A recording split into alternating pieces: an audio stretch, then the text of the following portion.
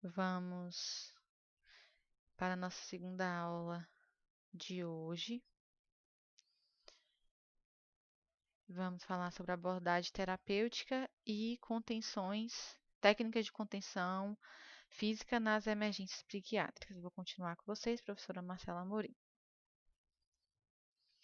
Conceito de urgências, psiquiátricas pela OMS é qualquer situação de natureza psíquica em que existe um risco significativo para o paciente ou para outros, necessitando de uma intervenção terapêutica imediata.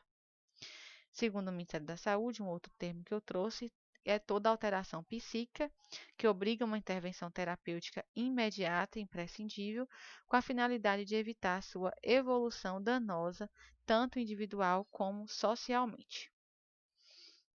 Emergências psiquiátricas, atendimentos mais comuns dentro das emergências psiquiátricas são confusão mental, tentativa ou risco de suicídio, transtorno de ansiedade grave, transtorno depressivo, mania ou mania, intoxicação de drogas psicoativas, transtorno psicótico ou violência doméstica.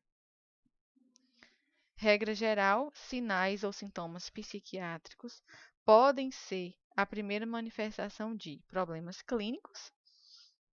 Por exemplo, quando o paciente está com hipoglicemia, ele pode acabar tendo alguns delírios, problemas neurológicos, uso ou abstinência de substâncias, transtornos psiquiátricos. Então, sinais e sintomas psiquiátricos, a gente tem que avaliar esses sintomas e para ver, de que essa manifestação, qual é a causa dela. O objetivo de um atendimento de emergências psiquiátricas é estabilizar o quadro, estabelecer uma hipótese diagnóstica e excluir uma causa orgânica. Então, o principal é estabelecer o quadro. O paciente chegou em surto, vamos estabelecer o quadro, avaliar, a causa para conseguir fechar um diagnóstico. Nem sempre vai fechar um diagnóstico ali ainda na urgência e emergência. Talvez durante os dias de internamento, consiga, fechar de uma forma mais específica esse diagnóstico. Compreensão, qual o problema, qual o sintoma-alvo e avaliar a evolução do paciente. Ação, a história do paciente, o exame físico e o exame do estado mental. Local de atendimento. Procurar um local com maior privacidade possível, certificar-se de que o local é seguro. Normalmente, as salas de atendimento em urgências psiquiátricas, o acesso do profissional médico e do técnico, do enfermeiro ali dentro do posicionamento fica de uma forma a manter os profissionais seguros para qualquer coisa estar saindo de forma fácil da sala, não se deixa certos tipos de utensílios ali dentro daquela sala pelo risco. Facilitar o acesso de outros profissionais de saúde e de segurança ao local de atendimento se o paciente estiver ou tornar-se violento. Medicação para quadro de agitação psicomotora, material para contenção mecânica, pessoal de segurança treinado para o atendimento e ter acesso a serviços de diagnóstico e contar com o auxílio de outros especialistas. Normalmente, isso é feito, com outros hospitais, onde o hospital psiquiátrico leva o paciente para realizar outros tipos de exame, ou então interconsultas, especialistas podem vir também avaliar esse paciente dentro do internamento psiquiátrico. Conteúdo da entrevista, o problema atual, o foco do atendimento de emergência, o problema que motivou a procurar pelo atendimento e o paciente ele deve ser ouvido, mas não deve ser permitidas determinadas invasões e também indagações do paciente naquele momento, porque se ele já está ali em uma emergência psiquiátrica, é algo mais grave. Então, a gente tem que intervir de forma mais rápida para depois ouvir esse paciente de uma forma mais específica. Descrição detalhada do quadro clínico, os sinais, sintomas, a gravidade, quando iniciou e os fatores que desencadearam, aquela possível crise. História psiquiátrica pregressa, descrição da apresentação clínica, tratamentos anteriores, quais medicamentos já utilizou, se já tinha sido internado anteriormente. Tem paciente que já é conhecido da equipe, que sempre está ali nos internamentos. Por quê? Por inúmeros fatores.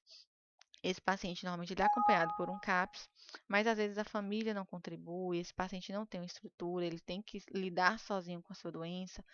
Quando começa uma melhora, para de tomar medicação, tem recaída, e aí esse paciente pode estar ali, né, constantemente na emergência psiquiátrica. Uso de álcool e outras substâncias psicoativas também. O exame do estado mental, nível de consciência, atenção, orientação e memória, aparência e comportamento, pensamento, afeto, ascenso, percepção. Uma avaliação psiquiátrica, ela deve responder as seguintes questões. É seguro para o paciente permanecer no local onde ele está? O problema é orgânico, é funcional, é uma combinação dos dois? O paciente ele está psicótico? Tem sintomas psicóticos?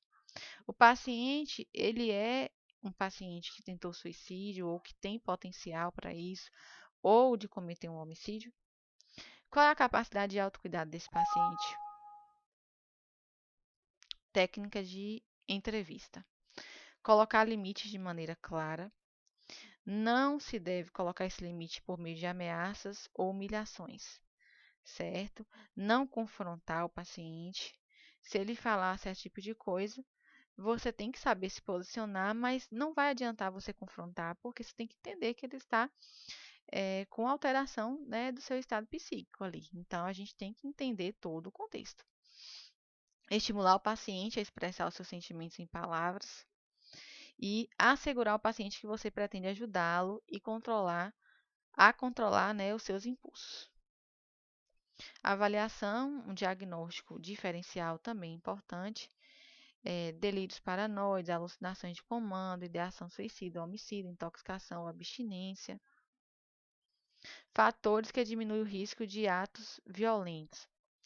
Experiência da equipe, treinamento da equipe e reciclagem, ou seja, fazer sempre ali atualizações, adequação do comportamento, suporte contínuo para os membros da equipe que tenham sofrido agressões. Por quê?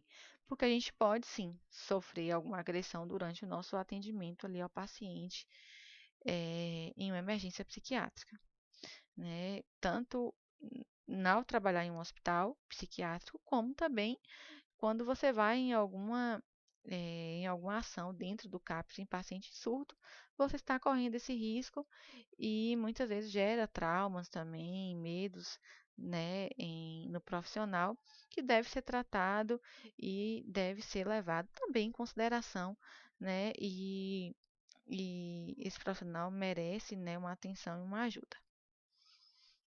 Contenção química. As recomendações. Por que da contenção química, né?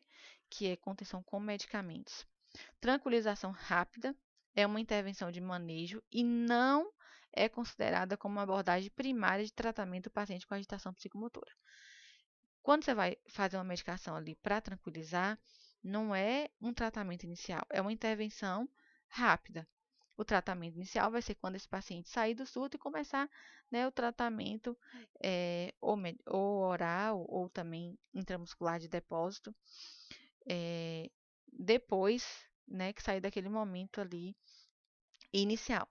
Deve ser usado apenas quando a atenuação ou outras estratégias não obtiverem sucesso.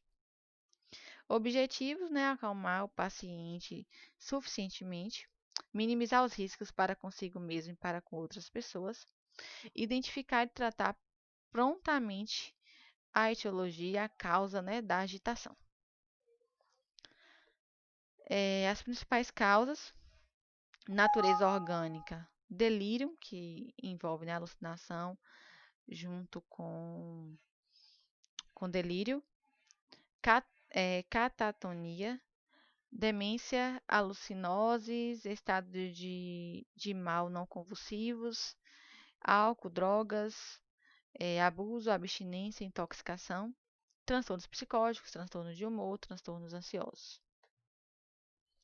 transtornos conversivos, dissociativos, transtornos de personalidade, transtornos mentais da infância, como autismo, TDAH, retardo mental, transtorno de conduta, e também algumas condições clínicas que podem levar a alteração psiquiátrica. Todos esses transtornos que eu estou passando aqui de forma mais rápida, nós vamos estar vendo cada um de forma específica nas aulas seguintes, tá? O algoritmo de tranquilização rápida, ele deve ser utilizado em consonância com as orientações farmacológicas que constam nas monografias das medicações utilizadas. Avaliar os riscos potenciais, tanto o médico quanto o enfermeiro, quanto o técnico, eles devem conhecer os medicamentos que eles estão utilizando ali no paciente. Pode fazer o tratamento combinado, né, a via oral, que vai depender da aceitação do paciente, de uma abordagem verbal satisfatória, sinais indiretos de tensão e inquietação, risco mínimo de agitação. Uma agitação leve normalmente é utilizado com sintomas psicóticos. O haloperidol, mais a prometazina, tem a olanzapina, tem a risperidona, todos são antipsicóticos. Clorpromazina, que é chamado também de Amplicti ou de sossega-leão, ou outras medicações, mas essas são as mais comuns. E também todas têm tanto oral quanto injetável, exceto a olanzapina, se eu não me engano, não tem injetável, e a risperidona, mas as demais, o haloperidol tem tanto comprimido de 5 miligramas quanto também injetável, prometazina também tem comprimido injetável, clorpromazina também. A olanzapina e risperidona, como não é de uso muito comum, depois eu trago para vocês. Sem psicose, o clonazepam, que é chamado também comercialmente de Rivotril, e diazepam. Tratamento combinado via intramuscular, que pode normalmente ser utilizado a depender, né, quando a via oral é recusada ou não está surgindo efeito. Um comportamento muito agitado e agressivo e necessidade de respostas rápidas. Agitação moderada, normalmente, né, é utilizado o medicamento intramuscular. Em casos de psicose, né, o haloperidol, que é o Aldol, que a gente chama, e mais um benzodiazepine, como midazolam, o haloperidol mais prometazina, o clopidogrel não é muito usado, a olanzapina, que é a olanzapina intramuscular, e o ziprasidona intramuscular também. A olanzapina ela é mais utilizada oral aqui, pelo menos assim, na nossa região. Sem psicose, midazolam, prometazina e haloperidol. Não usar olanzapina e benzodiazepina intramuscular sem intoxicação por álcool. Via venosa, ela é pouquíssimo utilizada no Brasil e tem vários potenciais e vários riscos. Então, eu particularmente nunca vi fazendo nenhum medicamento em emergência psiquiátrica na veia do paciente, por via intravenosa. Agitação grave, né? Haloperidol, normalmente pode-se fazer uma ampola a cada 30 minutos até sedar o paciente. Tem médicos que orientam no máximo 4, outros no máximo 5 ampolas, e normalmente associada à prometazina, pelo menos a primeira, né, para evitar efeitos extrapiramidais como impregnação. Condições especiais que tem que ser avaliada, idosos, intoxicações, comorbidades clínicas e uma politerapia, complicações, acatesia, que é a impregnação que a gente chama, parkinsonismo, muitos tremores, rebaixamento do nível de consciência, arritmias, depressão respiratória e morte súbita. Quando a gente faz diazepam mesmo venoso, que é muito difícil de fazer medicação assim venosa, mas quando faz tem que fazer de forma muito lenta pelo risco de depressão respiratória. Após tranquilização rápida, devemos monitorar os sinais vitais, registrar pressão, frequência cardíaca, temperatura, frequência respiratória, hidratação. Recomendável dispor de oxímetro no leito. E atenção também aos efeitos adversos. Revisão pós-tranquilização. Deve-se sempre registrar qualquer incidente que resultou em uso de tranquilização rápida. Objetivo: procurar aprender lições com cada incidente, dar suporte e orientação à equipe, encorajar um bom relacionamento entre a equipe, o paciente e os seus cuidadores. Deve ser feita com a equipe em até 72 horas. A gerência de risco, né? Manual de procedimentos. Aqui a gente vai falar sobre os cuidados na contenção do paciente no hospital geral. A contenção física é um procedimento usado na psiquiatria com paciente com alto risco de violência. Em clínicas gerais, ela pode ser usada para prevenir acidentes em qualquer procedimento técnico ou evitar queda. Entende-se também que a restrição de movimentos são os últimos recursos para controlar condutas violentas, ameaçadoras e de alto risco para o paciente e a terceiros, mas há momentos em que são necessários. Como eu falei aqui, né, em hospitais gerais também se utiliza não só para pacientes psiquiátricos, mas pacientes que estão ali agitados, às vezes em idosos, que quer ali tirar o acesso, tirar o catéter de O2, tirar a sonda. Mas a gente tem que ter cuidado e a gente tem que entender como que faz essa contenção, quanto tempo a gente pode deixar e entender todo esse processo. O objetivo é intervir de imediato nas situações de risco, sua integralidade física ou de qualquer outra pessoa ao seu redor.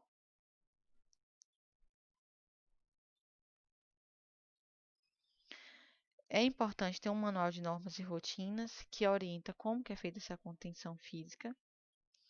Em hipótese alguma, deve-se manter a contenção física como castigo, tá? Ali tá junto, separado, tá? Como castigo ao paciente ou por comorbidades ou por comorbidade. Como é comorbidade, tipo, por ser cômodo para a equipe, de quem está prestando aquela assistência, né? Teoricamente, o paciente não deve ser contido fisicamente no leito por mais de 2 horas. O paciente contido, ele deve ser assistido pela enfermagem durante todo o tempo que estiver contido. Gente, então a contenção, ela não é uma forma de castigo. Ela só é feita realmente quando há uma necessidade. E normalmente, quando há contenção química, não surgiu efeito, esse paciente continua agitado e precisa ali de um tempo até conseguir sedar esse paciente. Aspectos técnicos. Normalmente, a maioria das técnicas se utiliza 5 pessoas devidamente treinadas. Jogo de faixas de contenção seguras. Cama baixa em quarto privativo. Posição das ataduras para contenção. Na região do tórax, usar lençol de preferência. Só usar contenção em tórax em caso de extrema necessidade. Então, aqui tem uma foto, né? Onde a gente vê a atadura na mão direita, na mão esquerda. Um lençol, às vezes, aqui no tórax. Às vezes, se utiliza lençol também na região do abdômen ou na região dos joelhos. E atadura nos pés. Aqui é um leito pronto para receber o usuário, para ser contido. Lençol na parte do tórax e também na região ali dos joelhos. Lençol para condição de tórax e pélvico. Atadura e algodão. Algodão ortopédico para proteção da pele tem que ser utilizado antes de colocar a atadura, porque senão vai machucar. Contenção na região pélvica deve ser usada com 2 lençóis, um que já estará na cama e o outro sobre o usuário. A mesma técnica poderá ser usada nos joelhos. A técnica de condição de tórax é a mesma da região pélvica com lençol, devendo lembrar que o usuário inspira muitos cuidados e que deve ser realizado o mínimo de tempo possível. E deve-se realizar os sinais vitais a cada 15 minutos. A contenção de punho com algodão ortopédico e atadura. Nunca usar atadura sem proteger a pele do usuário com algodão ou outro tecido. Contenção de pé com a mesma técnica de punho. Pode-se usar também a contenção de pé com lençol, né, conforme aqui essa figura. E aqui eu trouxe, para finalizar, algumas atribuições do técnico de enfermagem e urgências psiquiátricas. Administrar e auxiliar na alimentação do usuário dependente, principalmente nesses momentos que ele sofreu, né, uma contenção, tanto a química quanto a física. Acompanhar e encaminhar o usuário em atividades recreativas, oficinas de produção e terapia ocupacional. Acompanhar e transportar usuários em caso de alta hospitalar e transferência. Acompanhar e transportar usuários que serão submetidos a consultas e exames em outras unidades. Acompanhar o usuário e registrar em prontuário sua evolução. Acompanhar os usuários nas atividades de vida diária e atividades de vida prática. Aplicar normas de biossegurança, atender e orientar usuários, familiares e comunidade de forma humanizada, auxiliar no controle de psicotrópicos e entorpecentes, colaborar em estudos e pesquisas científicas na área da saúde, comunicar ao enfermeiro e registrar evasão no prontuário e relatório de enfermagem, comunicar e realizar busca ativa dos usuários evadidos, ou seja, aqueles que fugiram, cooperar com o serviço de controle de infecção hospitalar, coordenar ou participar de atividades terapêuticas, coordenar ou participar de oficinas terapêuticas, cumprir a prescrição médica e de enfermagem, cumprir e fazer cumprir normas e rotinas da instituição, cumprir e fazer cumprir o código de ética e legislação da enfermagem. Aqui outras também atribuições, tá? Orientar o usuário a realizar a coleta de exame para realização de exames de rotina, participar das atividades de passagem de plantão, participar das discussões de casos clínicos, promover cuidados visando a manutenção e integralidade física do usuário, realizar e auxiliar na contenção mecânica, realizar limpeza, desinfecção e esterilização dos diversos materiais da unidade, realizar a visita domiciliar, entre outras. Agradeço a atenção de vocês, tá? E mais uma vez me coloco à disposição para dúvidas, sugestões e também qualquer coisa estou disponível no e-mail. Muito obrigada.